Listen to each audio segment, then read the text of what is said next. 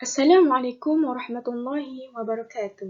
Nama saya ialah Nur Afiqah binti Maisur, bernombor metrik A168-037, merupakan pelajar daripada Program Pengajian Arab dan Tamadun Islam, Fakulti Pengajian Islam UKM. Pada hari ini, saya akan bentangkan latihan ilmiah saya yang bertajuk Keberkesanan Aplikasi Atas Talian dalam Pembelajaran Nahwu Sorof. Latar belakang. Pembelajaran atas talian dijadikan sebagai alternatif kedua dalam aspek pendidikan di Malaysia. Ketika era pandemik ini, pembelajaran sistem ini menjadi keutamaan dalam dunia pendidikan. Kaedah ini melibatkan pelbagai jenis platform pembelajaran digital yang sedia ada seperti Google Classroom, Blackboard, WhatsApp, Telegram dan lain-lain aplikasi. Kursus PPAT 1003 An-Nahwu was-Sarf 1 merupakan kursus wajib yang ditawarkan kepada pelajar tahun 1 Program Pengajian Arab dan Tamadun Islam. Pengajaran dan pembelajaran bagi kursus ini tidak terkecuali daripada menggunakan kaedah sistem atas talian. Rata-rata tenaga pengajar Nahwu Sorof menggunakan sistem atas talian ini untuk berurusan lebih cepat dengan pelajar dengan hanya menggunakan teknologi di hujung jari saja serta sebagai kemudahan untuk membentuk pembelajaran secara berkumpulan seperti melalui WhatsApp dan lain-lain aplikasi.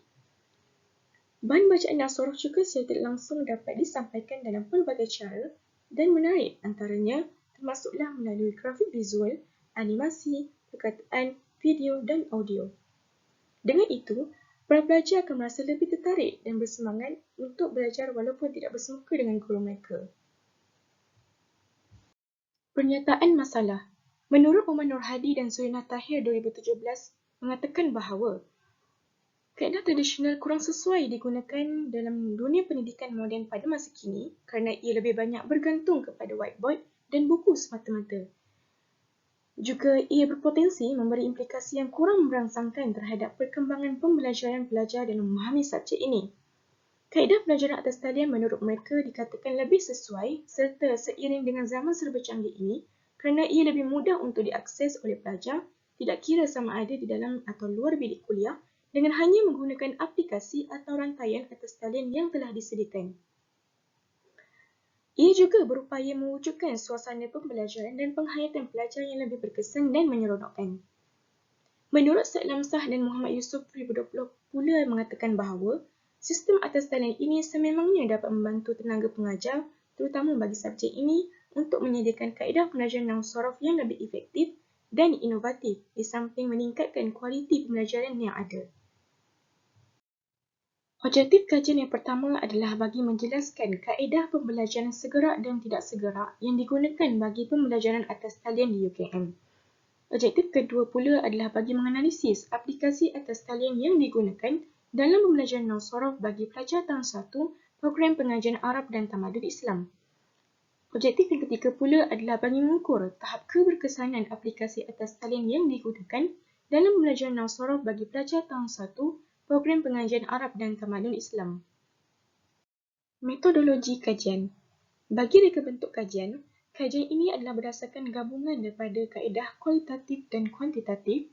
Bagi kaedah kumpulan data, instrumen kajian adalah berdasarkan borang soal sidik yang menggunakan Google Form. Lokasi kajian ini khusus bagi Program Pengajian Arab dan Tamadun Islam, Fakulti Pengajian Islam UKM. Responden kajian adalah terdiri daripada pelajar tahun 1 Program Pengajian Arab Tamadun Islam yang mengambil kursus PPAT 1003 An-Nahwu was-Sarf 1 iaitu seramai 87 orang. Bagi kaedah menganalisis data, kajian ini menggunakan analisis deskriptif dan peratusan. Dapatan kajian pertama adalah berkenaan kaedah pembelajaran segerak dan tidak segerak yang digunakan bagi pembelajaran atas talian di UKM. Inisiatif Pusat Pengajaran dan Pembangunan Kurikulum Pengajaran UKM menggalakkan pembelajaran segerak dan tidak segerak. Pembelajaran segerak menurut pengajaran UKM adalah bagi membolehkan pensyarah mengadakan sesi pengajaran dengan sidang video dan berinteraksi dengan pelajar secara segerak. Perbincangan dalam kumpulan secara segerak juga dapat dilakukan bagi membolehkan pelajar melaksanakan tugasan berkumpulan dalam talian.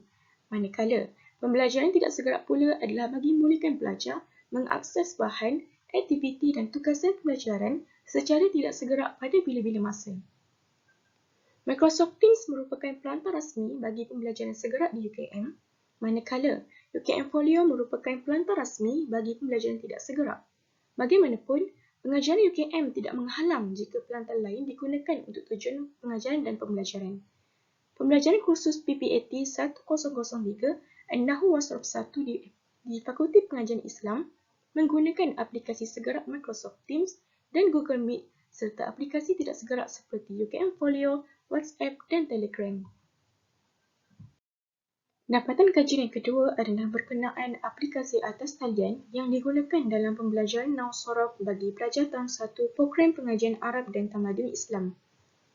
Berdasarkan rajah ini, penggunaan Microsoft Teams sebagai aplikasi segerak dalam pembelajaran Nahwu Sorof adalah sebanyak 96.6% berbanding Google Meet yang hanya berkadar peratusan sebanyak 35.6%.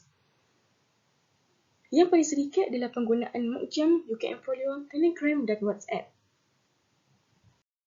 Berdasarkan rajah 2 ini, penggunaan UKM Folio sebagai aplikasi tidak segerak dalam pembelajaran Nahwu Sorof adalah sebanyak 58.6% berbanding bahan PDF dan Telegram yang berkadar peratusan sebanyak 50.6%.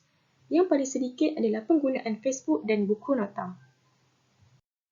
Berdasarkan rajah 3 ini, seramai 56 orang pelajar iaitu pada kadar peratusan sebanyak 64.4% mengatakan bahawa pemilihan aplikasi atas talian dibuat berdasarkan persetujuan antara pensyarah dengan pelajar.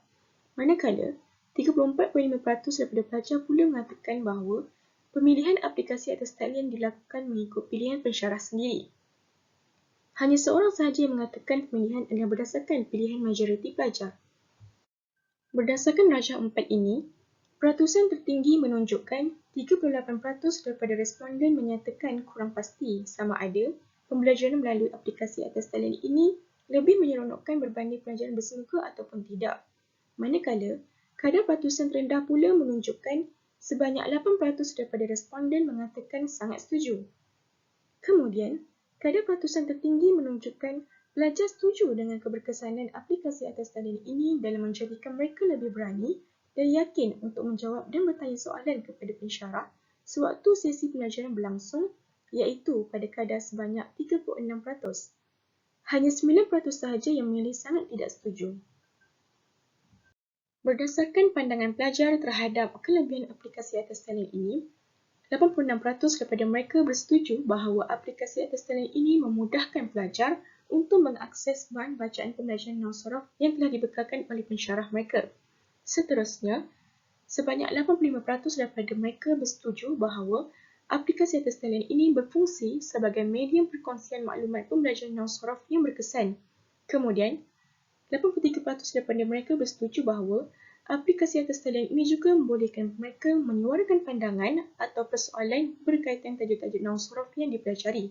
Akhir sekali, sebanyak 79% daripada mereka bersetuju bahawa aplikasi atas talian ini sememangnya bersifat mesra pengguna dan mudah dicapai melalui rangkaian internet yang disediakan. Berdasarkan rajah 5 ini, sebanyak 91% daripada pelajar bersetuju bahawa aplikasi atas talian yang digunakan memerlukan jaringan internet yang stabil ketika hendak digunakan. Hal ini mungkin menurut mereka, sesi kuliah tidak dapat diikuti sehingga tamat atau tidak dapat berpeluang langsung mengikuti kuliah dari awal sekiranya jaringan internet yang ada kurang stabil. Bukan itu sahaja, bahkan akan turut mengganggu fokus mereka dan menyebabkan mereka tidak dapat mendengar dengan jelas apa yang disampaikan oleh pensyarah di dalam kelas. Seterusnya, 75% daripada pelajar bersetuju bahawa antara kekurangan aplikasi atas talian yang lain ialah mereka perlu melanggan lebih sekiranya ingin menggunakan lebih banyak kemudahan pada aplikasi yang digunakan. Hal ini didapati kerana aplikasi segerak yang digunakan pelajar sememangnya terbatas penggunaan fiturnya seperti yang terdapat pada aplikasi Microsoft Teams dan Google Meet.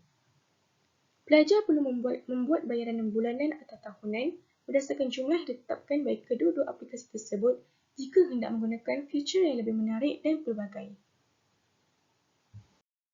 Kesimpulannya, pembelajaran Nahwu Sorof yang dilaksanakan menggunakan aplikasi segerak dan tidak segerak berupaya mewujudkan corak pembelajaran yang berkesan serta berpotensi meningkatkan keyakinan diri pelajar.